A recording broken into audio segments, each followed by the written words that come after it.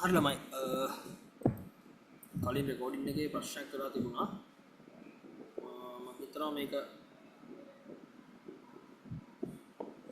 ඇහෙනවා ඇති කියලා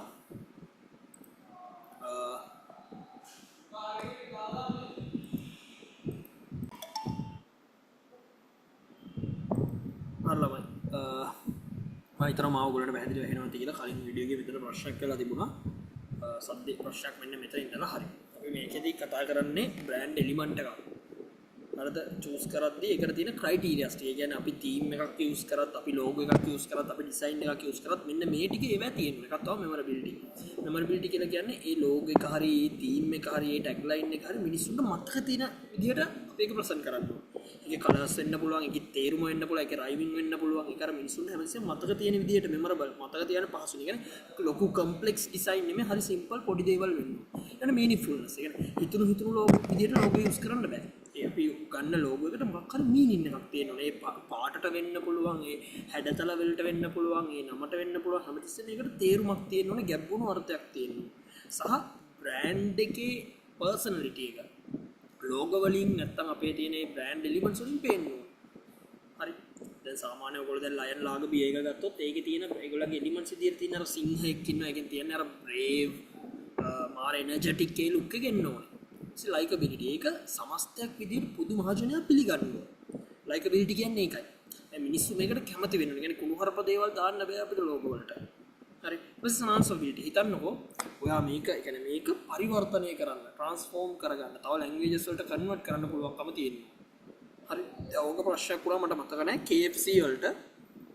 මට ඒ රට මතක නැහැ මොකක් රටකට KFC කියන එක බ්‍රෑන්ඩ් එක ගෙනියද්දි ඒ රටේ භාෂාවෙන් KFC කියන එක ඒගොල්ලන්ගේ ලැන්ග්වේජ් එකට හැරුවම කුණුහරුපයක් එන්නේ. හැබැයි ඒගොල්ලෝ කරපු වැඩි KFC එක හොඳ කැම්පේන් එකක් කරලා ඒ කුණුහරුපයක් නෙමෙයි KFC කියන්නේ මෙන්න මේකයි කියන එකට රිප්ලේස් කරා. කල්චර් එක වෙනස් කරපු හොඳ තැන. හරි. ඒක තමයි ට්‍රාන්ස්ෆරබිලිටි කියලා කියන්නේ. ඇඩැප්ටබිලිටි කියන්නේ අපි ඒ ගන්න තීම් එක මොන වගේ කන්ඩිෂන් එකකුණත් සිටුේෂන් එක මොකක් වුණත් මාකට් එකේ මේක ඇඩැප්ට් කරන්න පුළුවන් වෙන්න ඕනේ අපේ බ්‍රෑන්ඩ් එක. ප්‍රොටෙක්ටබිලිටි කියලා කියන්නේ මේකට ඒ කියන්නේ ලීගලි සහ ඒ ලැබිය යුතු දැන් ඔයාට ට්‍රේඩ් මාර්ක් තියෙනවා ඒ ලීගලි ලැබිය යුතු ප්‍රොටෙක්ෂන් එක ගන්න ඕනේ. ඒක ගන්න පුළුවන් වෙනවා. ඒ කියන්නේ තවක් කෙනෙක්ගේ දෙයක් අපිට කොපි කරලා ලෝගෝ එකක් දාන්න බෑ. ඒක යුනික්නස් එකක් තියෙන්න ඕනේ. ඔන්න ඔය ටික තමයි බ්‍රෑන්ඩ් එලිමන්ට් චූසින් ක්‍රයිටීරියාස් විදිහට අපි සලකන්නේ. හරි. ඊළඟට අපි බ්‍රෑන්ඩ් නේම් එකක් බලද්දී ස්ට්‍රැටජිස් හතරක් තියෙනවා මේන්ලි. පළවෙනි එක තමයි corporate brand name combined with individual name. අපිට පුළුවන් කෝපරේට් බ්‍රෑන්ඩ් එකක් කම්බයින් කරන්න ඉන්ඩිවිජුවල් නමක් එක්ක. උදාහරණයක් ලාෆ් එක, Laugfs gas, Laugfs retail, Laugfs tyre, Laugfs fuel stations ඒ වගේ. ෆියුල් ස්ටේෂන්ස් ඒ වගේ. ඕනනම් ඉන්ඩිවිජුවල් නේම්ස් දාන්නත් පුළුවන්. දැන් ඒ කියන්නේ කම්පැනි බ්‍රෑන්ඩ් නේම් එක නැත්තම් කෝපරේට් බ්‍රෑන්ඩ් නේම් එක නැතුව නිකන් නම ලක්ස්. හරිද ඔය තියෙන සන්ලයිට්, සන්සිල්ක්, ඩව්, ලයිෆ් බෝ, සිග්නල්, ක්ලෝස් අප් ඒවා යන්නේ. ඒ කියන්නේ කෝපරේට් බ්‍රෑන්ඩ් නේම් එකක් නෑ. නිකන් ඉන්ඩිවිජුවල් නේම්ස් තියෙනවා. හරි.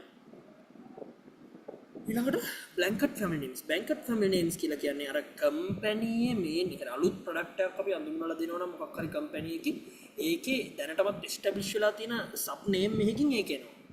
හරි. උදාහරණයක් විදිහට ලාෆ් එකෙන් ටයර් එළියට දානවා නම් ලාෆ් ටයර්ස් කියලා දාන්න. මොකද මිනිස්සු ලාෆ් කියන කම්පැනි ඒගොල්ලන්ට විශ්වාසයි. එතකොට ඒගොල්ලෝ හිතනවා එහෙනම් ටයර් කියන එකත් ඒ සිකියුර් එකම ඒ විශ්වාසෙම අපිට දෙයි කියලා. ඒක තමයි බ්ලැන්කට් ෆැමිලි නේම්ස්. බ්ලැන්කට් කරලා එනවා කියන්නේ ඒකයි. හරි අලුත් ප්‍රොඩක්ට් එකක් එළියට දානවනේ ඒක දැනටමත් ඒ කම්පැනියේ තියෙන මදර් කම්පැනි එකේ නමක් එක්ක සම්බන්ධ කරලා දානවා. හරි. ඊට පස්සේ separate family name of all products. මෙතනදි වෙන්නේ දැන් බලන්නකෝ ඒ කියන්නේ same group එක වෙන්න පුළුවන්. හැබැයි එක එක products වලට වෙන වෙනම family names වලින් ගෙනියනවා. දැන් Unileverගේ cosmetics යන ලක්මී කියනවා මේ. T යන්නේ Brook by. ඒතකොට ඒගොල්ලන්ගේ ඔක්කොම T's ටික යන්නේ Brook Bond කියන නම ඇතුලේ. Food and beverages යන්නේ no ඇතුලේ. හරි ඒ වගේ separate family name හැම product එකකටම තියාගෙන යන්න. හරි. ඔය තමයි strategies brand name එක select කරනකොට. හරි. ඊළඟට branding strategies for growth. හරි. පළවෙනි එක flanker brand. මේකෙදි වෙන්නේ අපි අලුත් product එකක් launch කරනවා existing product category එකට. හරිද? කියන්නේ අලුත් brand එකක් අපි launch කරනවා existing product category එකට. එතකොට මෙතනදි වෙන්නේ දැන් හිතන්නකෝ දැනටමත් ඒ කියන්නේ Unileverගේ soap කියන කැටගරිය තියෙනවා. ඒ soap කියන කැටගරිය ඇතුලේ ඒගොල්ලෝ අලුත් සබන්කට අඳුරලා දෙනවා විවිධ නම් වලින්. අන්න ඒකට අපි කියනවා flanker brand කියලා. හරි. ඒ කියන්නේ එක්සිස්ටිං ප්‍රොඩක්ට් කැටගරි ඇතුලේ අලුත් බ්‍රෑන්ඩ්ස් හඳුන්වලා දෙනවා. දැන් යුනිලීවර්ගේ සෝප් කියන කැටගරි එක තියෙන මේ ප්‍රොඩක්ට් කැටගරි ඒකල ඩව් හඳුන්වලා දෙනවා. පෙයාස් හඳුන්වලා දෙනවා. ලක්ස් හඳුන්වලා දෙනවා. අන්න එහෙම. හරි.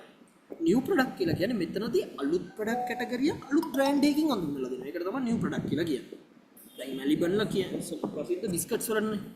ඒගොල්ලෝ මැලිබන් පිටි කියලා පිටි කැටගරියක් හඳුන්වලා දුන්නා නේ. මැලිබන් යහපෝෂ කියලා යහපෝෂ කැටගරියක් හඳුන්වලා දුන්නා. මේ සමපෝෂ කැටගරිය එක. එතකොට අර තියෙන කැටගරියක් ඇතුළේ නෙමෙයි අලුත් කැටගරියකට අලුත් ප්‍රොඩක්ට් එකක් හඳුන්වලා දෙනවා. අන්න එහෙම. හරි. දැන් ෆ්ලෑන්ක් එකේ වෙනස වෙන්නේ ෆ්ලෑන්ක් එකේ තියෙන ප්‍රොඩක්ට් කැටගරියටම අලුත් බ්‍රෑන්ඩ් එකක් හඳුන්වලා දෙන්නේ. නිව් ප්‍රොඩක්ට් එකක් වෙනකොට අලුත් කැටගරියක් අලුත් බ්‍රෑන්ඩ් එකක් කියන දෙකම එනවා. හරි.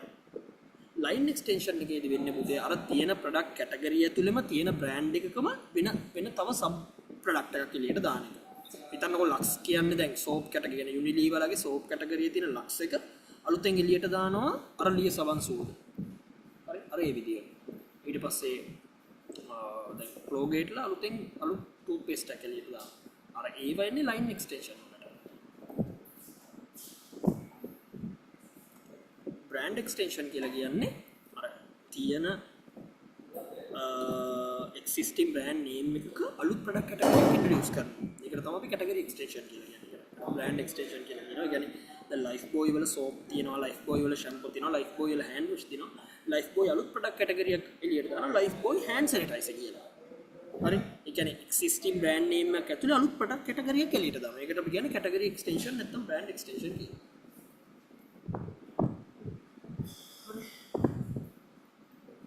මෙතනදී අර කතා කරන්නේ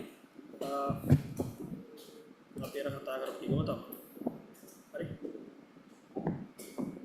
උතනින් ඔයගොල්ලන්ගේ සෙෂන් 9 එක ඉවරයි.